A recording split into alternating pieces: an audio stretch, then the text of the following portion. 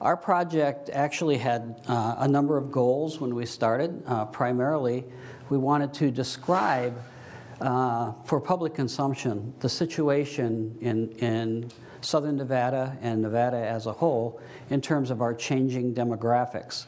And by describing those changing demographics, we hope to focus a light on how the issue is growing and how we have to address it. The second aspect of our project was to talk to some school people in highly impacted schools in terms of high concentrations of ELL and culturally diverse learners, and see what they thought were the important factors in addressing this problem.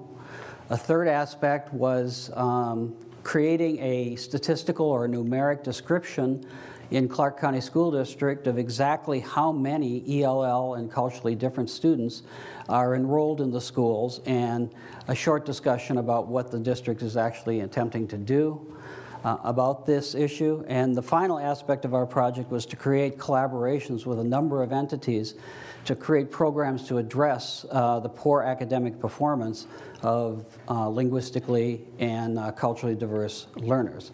So I'll start with the beginning, talking about the demographics, and we'll end up with the future projects. So, demographic data. These data are meant to demonstrate to you that Nevada is changing, and is changing at a very rapid pace. For example, states with the largest Hispanic share of the total population, Nevada ranks, sixth. And you can see that this is largely a southwestern issue. A lot of linguistically different students are moving into the Southwest. And one of the organizations that we belong to is called SciPi, which is an organization of Southwestern universities. The only state on there that is not participating in this group is California at this point. And one of our goals in this academic organization is to address the issues of the Southwest. One of the primary issues being culturally and linguistically diverse learners in our public schools. Also, 1 in 2 Nevadans is from a minority group. You can see up here initially that 54% of the population of the adults is white, and the rest now in our state is minority. So almost 1 in 2. Oh, you're blocking the... Am I blocking it? No?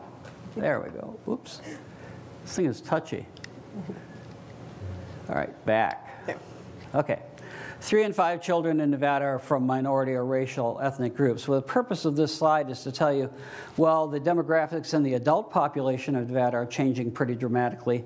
They're changing even more dramatically among the children. So right now, 3 of 5 children, 60%, are from racial or ethnic minorities.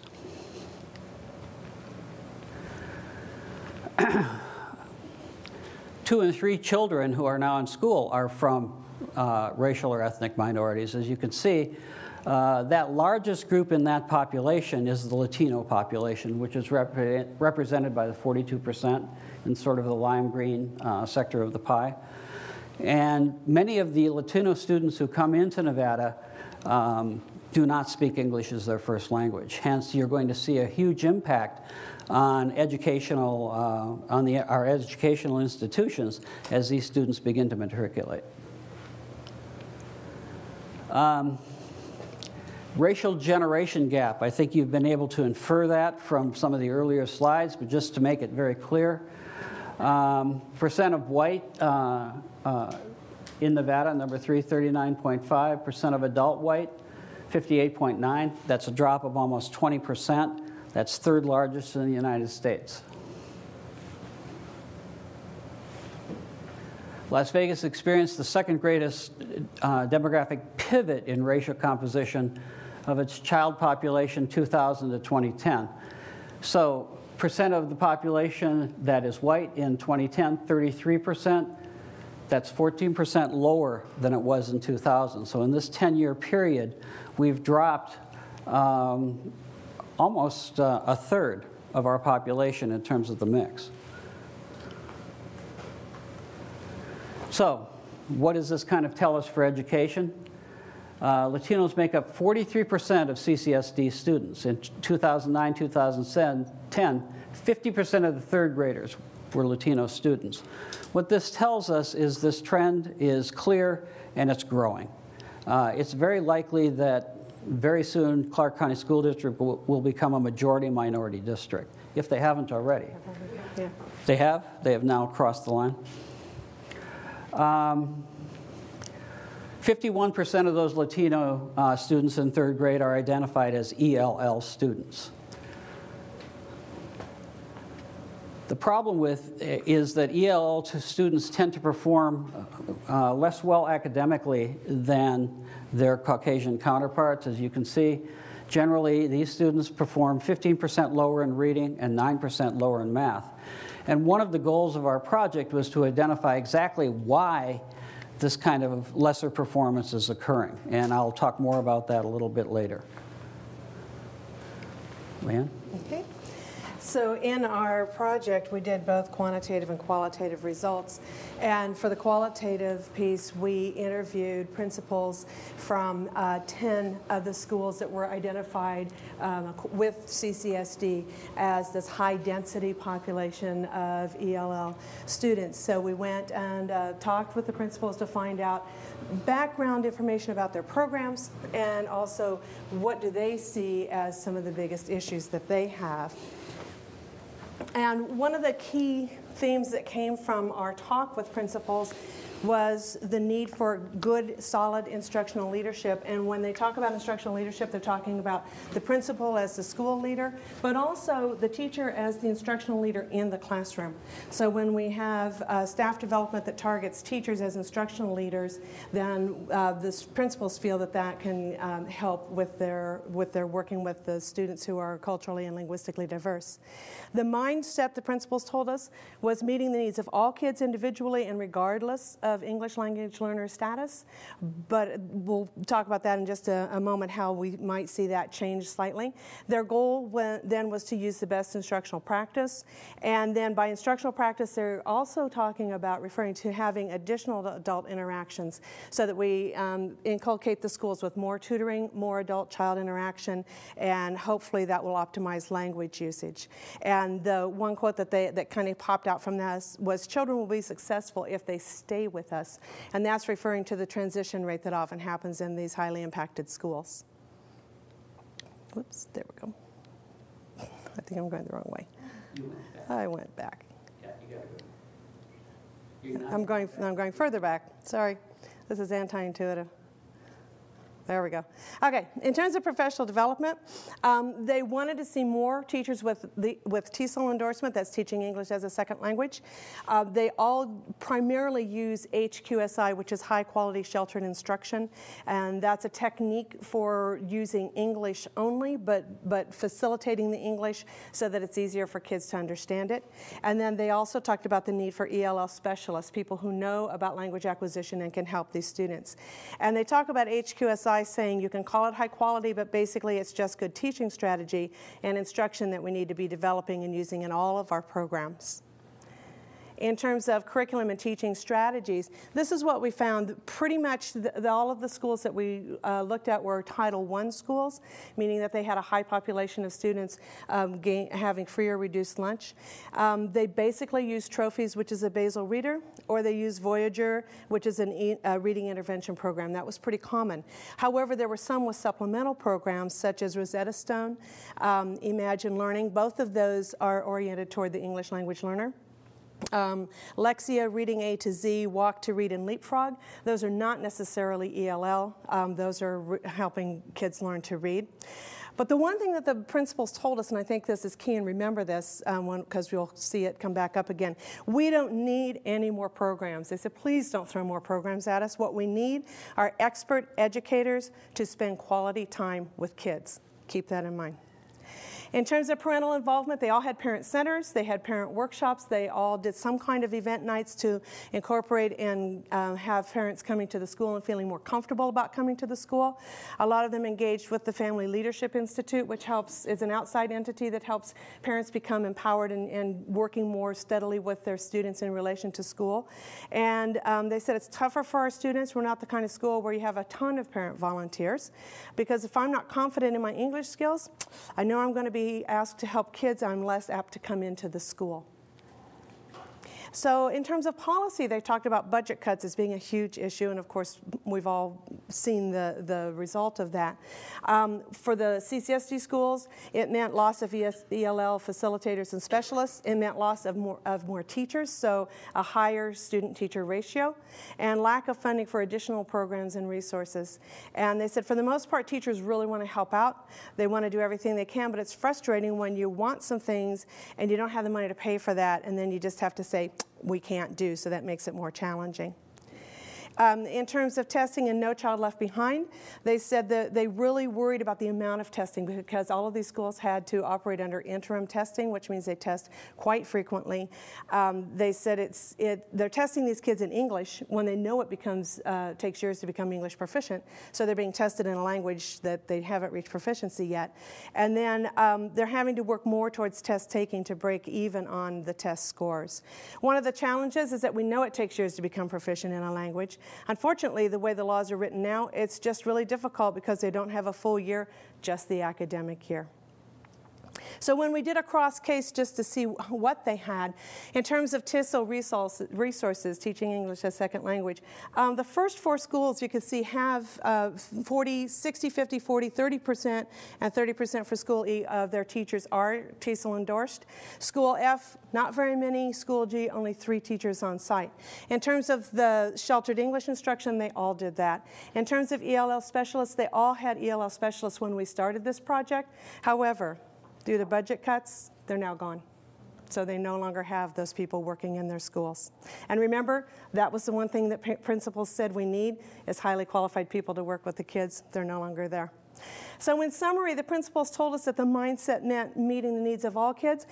We're adding to that, we'd like to replace those terms to say vulnerable children. If we're going to increase school success for kids, we really need to look hard at what we're doing for the vulnerable children, those who are linguistically diverse, those who are culturally diverse, and those who come from a lower SES status. And Ralph's going to show you some data that will show why that is the case. In terms of their goals of using best instructional practices, we're adding, can we please make sure that the literature that they're using is research verified and appropriate strategies, and that additional adult interactions with kids for tutoring. We're adding that we'd like to see more specific instructional practice, which includes the following. Language enrichment to provide more access and more additional background information so that kids can understand the cultural context. Instruction in reading comprehension strategies, that's where a lot of our kids are falling down when you look at the reading test scores. Increased instruction to help them enlarge their spoken vocabularies, and also word identification instruction so they become well versed in what they need for the structure of the English language. So Ralph's going to present now the quantitative data that came from our study as well. So to summarize up to this point, we've identified that the demographics of Southern Nevada are changing dramatically and have changed dramatically over the last 10 years. We've talked to school principals and understood that while they would like to address the problem of vulnerable students in their classrooms, they don't have the resources necessarily to do a great job on that. And then we saw, as a result of the budget cuts, that their resources were cut even to a greater degree. So I want you to look at this listing of schools. I just picked these schools because these are part of some of the schools we worked with, but also they are schools that represent the issue within each school about how many ELL, how many culturally different, and how many low SES students are enrolled at the school. So for example, Heron Elementary, 98.4% are culturally different, 89.2% are linguistically different, and 100% are low SES. It's not surprising, given this population, that this school struggles to produce the same sorts of reading and math learning scores as some of the other schools maybe located in more affluent areas. To take another school, Canberra, 96.6 culturally different, 67.5 linguistically different, and 89.9 low SES. These are highly impacted schools, and they tend to perform to a lesser degree in terms of academic outcomes than do schools from other more affluent areas. So one of the goals of our future work is to look at these schools and actually work with them to try to raise the academic performance of the students involved. For example, Canberra is a school that we're going to be working in with our new Reading Skills Development Center to try to raise their performance scores up to the district mean. And by the way, the district mean is below the average for the country, so that's not really a great step, but it's a big step for these individual schools.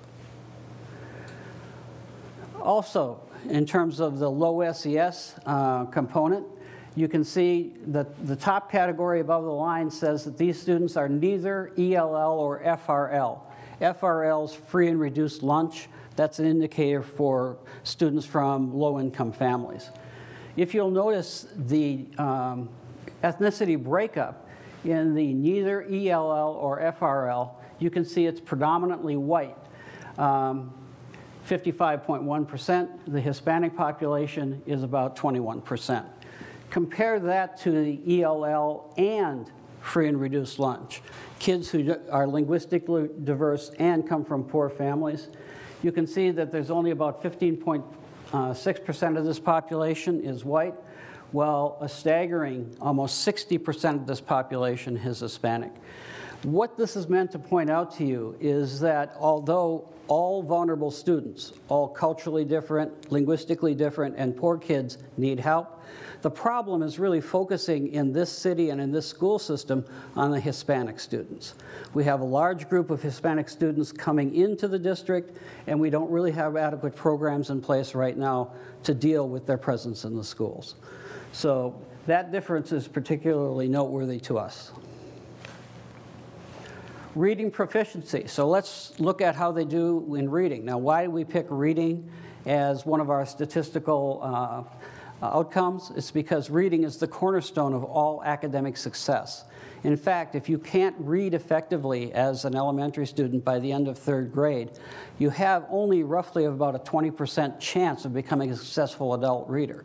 So if kids in third and fourth grade can't read, it predicts a rather unsuccessful adult workforce 15, 20 years later. So keep that in mind as we move forward. So notice in the upper half again, roughly 20% of the kids, this is a cumulative percent on the end, roughly 20% of the kids are below what the district would consider proficient, okay? So 20%, that's actually not too bad. In the ELL and FRL category, almost 50% are reading below what they need to read to do successful C-level work at their grade level. So that's a staggering percentage. 50% of the kids don't read well enough. And other data that we're going to bring on board suggests that this is actually an underestimate. This is the state CRT, and I don't know if you have any experience with the state CRT, but there are many flaws in this particular examination. And in fact, it's neither reliable or valid in measuring reading performance. When I look at the national data, you're going to see that in this lower category, the percent of kids not doing well is going to be actually dramatically higher. Okay, just so you get a sense of where we rank in terms of comparison states, I put Massachusetts in the chart because they are the top performing state in the United States. And I put the other states in because they tend to be surrounding states with similar demographics as Nevada has. You can see that the number that jumps out at you is 43% of Nevada kids read at below basic, 33 read at basic. What that means is 76% of Nevada's fourth grade students cannot do C work in fourth grade. They don't read well enough, 76%. Another problematic statistic is that only 4% of our readers in fourth grade can be considered advanced. Again, compare those with Massachusetts and you see the degree of the problem. Not only do we have a more highly diverse population in Nevada, but we are teaching them, they are performing at a much lower level than surrounding states.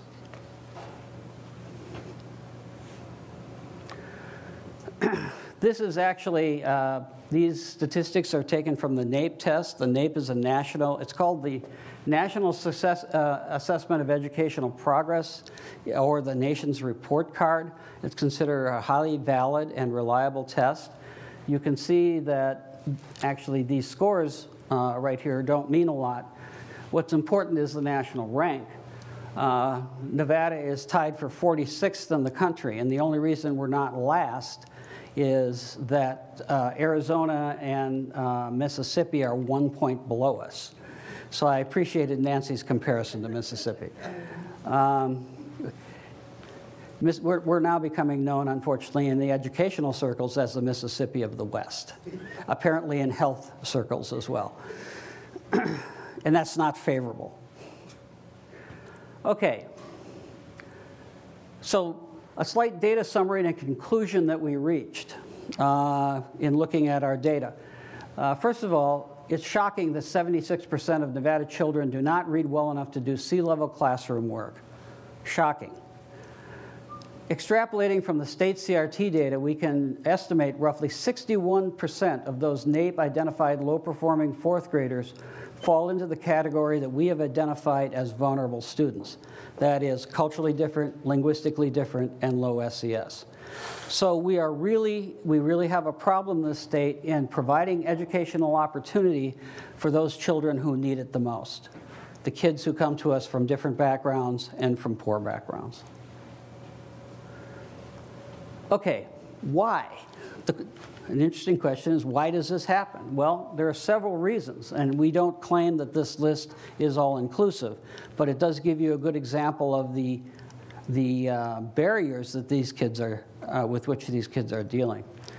They frequently speak a language other than English in their homes, which limits English language exposure.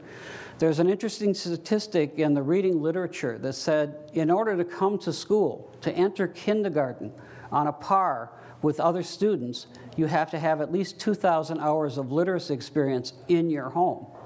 Yet some of these kids from homes in which a language other than English is spoken come to school with basically zero English language exposure.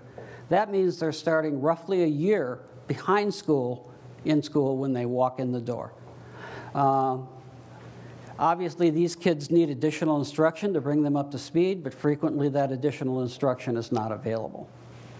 Secondly, they tend to come from homes in which academic English is never spoken. Now, academic English has been identified in a series of researches over the last 25 years as one of the key components to school success. We learn to talk in an academic way in highly educated homes, in highly affluent homes. Words that have academic relevance are spoken and to children all the time. This language is virtually never spoken to kids in lower SES homes. So again, not only do they come to school with not enough exposure to the language, they come to school with no exposure to the proper school language. Okay? 3, they tend to come from poor families which limits the amount of actual verbal interaction they have. So just verbal interaction is limited in these families, particularly if the family speaks only Spanish at home, to take an example. All that verbal interaction would be in Spanish. That does not help you acquire the words and the word knowledge needed to learn English and to read in English. Then they come to school, and the school is not prepared to teach them reading instruction appropriate for their language backgrounds. One of the things that ELL kids and kids from culturally diverse backgrounds need is they need a great deal of help with vocabulary and oral language development. Unfortunately, in most of the classrooms, this type of instruction is not provided for these kids or any other kids, for that matter. Here's another issue, and this illustrates the oral language problem. You can see along the right-hand axis, these are the types of families: professional, working class, and welfare, families on welfare. And you can see the number of words that the kids are exposed to and how different that is depending on the income or the affluence of your family. We're talking about a difference of almost 10 million words before they come to school, from a professional family to a welfare family. So these kids are coming totally unprepared, and the problem is the schools are not necessarily equipped at this point to give them any additional help. So what happens to these children? Well, the difference might be small when they come to school. The difference gets larger and larger as they go forward, because they can't read well, they don't have the academic vocabulary, so they learn less in all of their other subjects. What that leads to, unfortunately, is high dropout rates among these groups as they progress forward in school and they fail. Unless we can intervene and make corrections to this problem early on, and the literature suggests this must be before the end of third grade, these kids are bucking the odds if they actually graduate from high school. I'd like to leave you with some important take-home points. This is what we discovered in our year's worth of research. People tend to identify the poor CCSD student reading performance by citing a number of issues. A lot of people, and I heard this when we were up at the legislature, they think it's strictly an ELL issue. If we didn't have those kids who have different linguistic backgrounds, our kids would be performing just fine. Other people think it's simply a cultural issue, that it's those culturally diverse learners that bring our reading scores down. And of course, there's a third group who think it's a poverty issue. It's a lack of exposure to academic, language, and verbal intercourse before the kids come to school. Instead, what we discovered is the poor performance was primarily the result of delayed attainment of adequate reading skills by vulnerable students. And we are aligned with other researchers in this area in that finding. If we could simply teach these kids to read before the end of third grade, their chances of success in school would go up dramatically.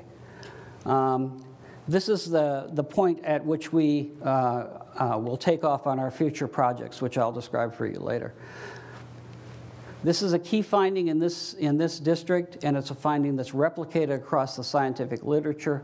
Therefore, we have a great deal of confidence in the truthfulness of this finding. Second, research has verified that school principals can have a significant effect on school learning. And we get this primarily from the work of our colleague, Dr. Jean Hall, who has studied the relationship between leadership and school outcomes for a number of years. Hence, we must ensure that all CCSD principals create a school culture that supports vulnerable students, engaging the parents of these students, all right? I'm going to get to the parent role in a second as one of our outcomes, but it turns out parent involvement in a child's school is extremely important. I bet you all didn't know that, right? It is kind of restating the obvious, but sometimes you have to get the attention of the policymakers.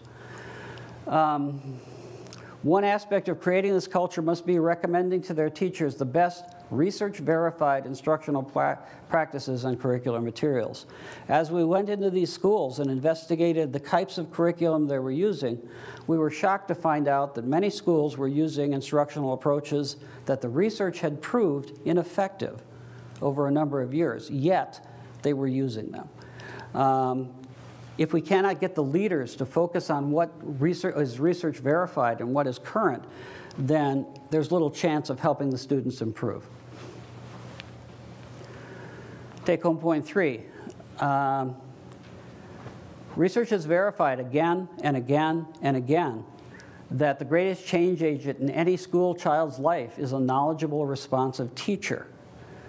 What that says to us then from an educational perspective is that we must make sure that teachers prepared in Nevada's preparatory programs are ready and able to teach these vulnerable students who are going to make up the bulk of their classrooms in the future. We also must make sure that teachers are using the best research-verified instructional techniques and curriculum materials. So they have to be trained in a slightly different way, and they have to be provided with slightly different materials in order to address this issue. And Ralph, the notion of the responsive teacher speaks to Gwen's research as well. As some of the students there indicated, if the teachers had been more responsive to them, perhaps they wouldn't end up in the schools where they are. So. Exactly. Okay, current and future steps. We really entered this process by using the Lincy grant as a starting point, not an ending point for our research.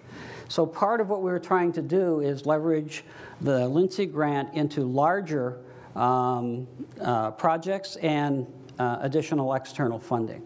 We viewed that as part of the goal of, our Lincy sponsors, and so I want to tell you a little bit about how we've gone forward and attempted to do that. We have 3 projects now that originated in our Lincy Fellowship, but are moving now on their own. Always in search, however, of additional funding. First of all, we created the CCSD UNLV Reading Skills Development Center to assist young vulnerable children in acquiring adequate reading skills before the end of 3rd grade. As I said before, we identified this as one of the chief factors that's holding kids back. This project has gone very well. We actually presented a bill to the Nevada legislature in the spring, SB 216. It was very favorably received, but during a time of budget cuts, it was not funded. They have asked us, however, to present the bill again. This center, however, has moved forward because Clark County School District thought the idea was very worthwhile and was willing to invest a great deal of money in making it happen. They see this as one of the solutions to their problems of raising reading scores in the district. So the grand opening will be December 9th, 2012. I'm sure you'll see an article in the newspaper after that point. We intend to conduct pilot studies in 2 CCS elementary schools in the spring of this year to make sure that the instructional packages and assessment packages that we're going to use for the children are working properly. We'll have a full scale-up in Clark County School District likely in the fall of 2012. And what we mean by a full scale-up is probably we'll move from 2 schools to 10 schools to 30 schools to 50 schools as we go along. Part of the problem is this takes resources in terms of people who know what they're doing and know how to assess and know how to focus on proper instruction, and we'll build that team as we go. We have a skeleton team now of about 15 people, and we intend to submit grants to support this project so we can enlarge to a staff closer to 50 by the end of 5 years.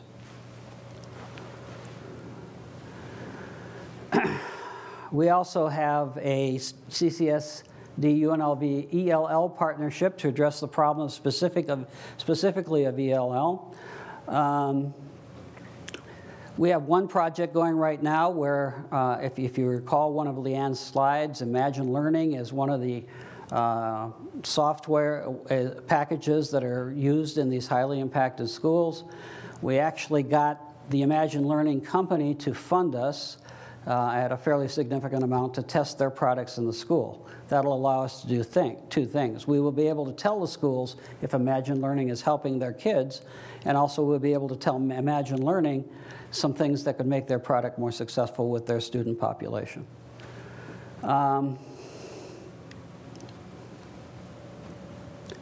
A second project that we're continuing is to look at more schools in the same way that we did in this project. So we're going to look at what they're teaching in terms of curricula for their ELL students. We'll also talk to their principals in the same way we've done in the past. And what we're going to try to do is present the district superintendent and deputy superintendent with a plan at the end of another year that will help them have a strategic orientation towards solving their ELL problem. In fact, Dr. Putney is now a member of their ELL planning team at the district. So we've made good inroads into that partnership, and we're intending to continue forward with it. We've initiated a project to help vulnerable children enroll and succeed in college. We originally got funded for this project. Interestingly, the Department of Education, the National Department of Education, then withdrew the money, saying that Nevada needed to spend more per pupil on education to qualify for the funds, which struck us as a little odd, because if you're not spending enough money now, maybe the extra money would come in handy that they could give us.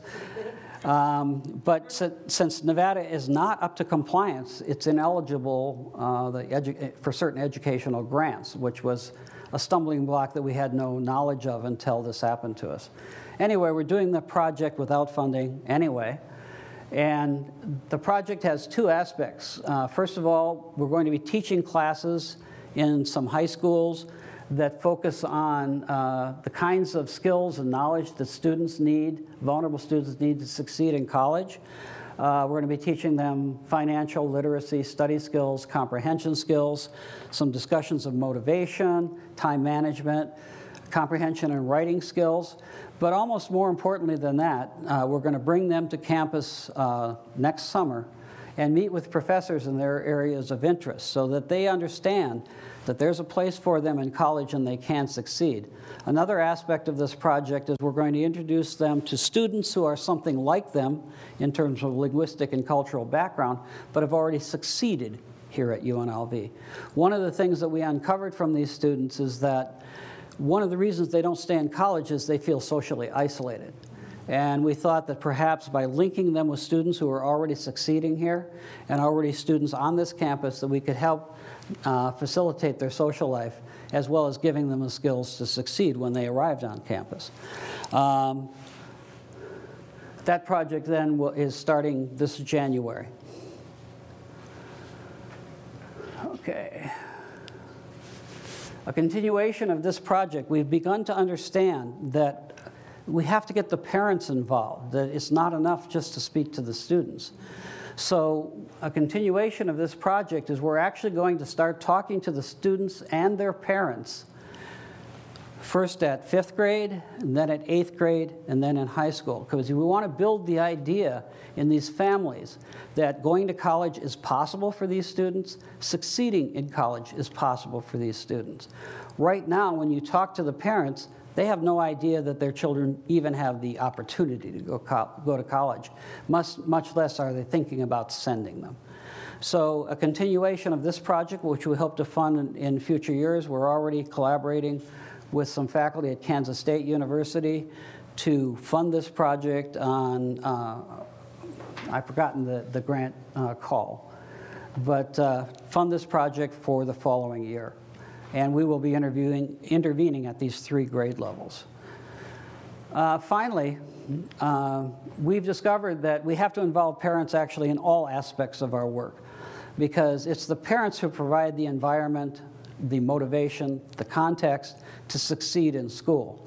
As you heard from Gwen's research, some students don't see elementary school as even as important. By the way, that comes also from their parents.